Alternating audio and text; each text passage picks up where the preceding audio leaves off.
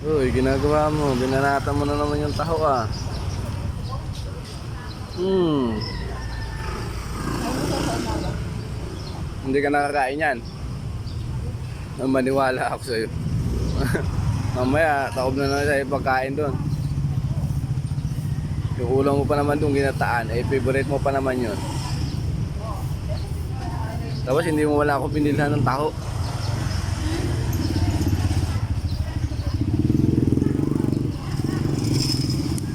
Dapat binibila mo ako ng taho yung malaki. Kasi pag ganito kalaki, maliit lang to oh. Hoy, pag ganito kalaki kasi maliit lang to, bitin ako eh. Diba? Dapat yung malaki eh, yung pinakamalaking taho eh.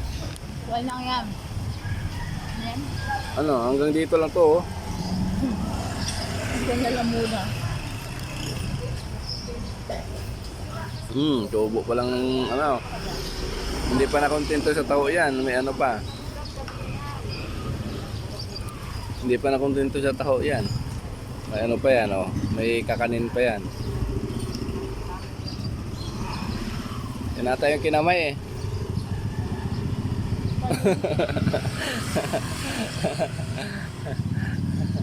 Yan ata yung kinamay. Ah, sarap. Kinamay-kamay nila yan ha, para mabilis yung gawa.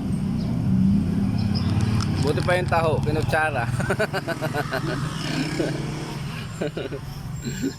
Oh, yan na naman oh. Yan, kinamay-kamay yan eh. Oh, tingnan mo naman yung sisigaw po. Walang katulad yan. Oh. Diba? O ayan, bitin pa yan, gumawa pa uli. Yung tirador ng kakanin, yung misis ko.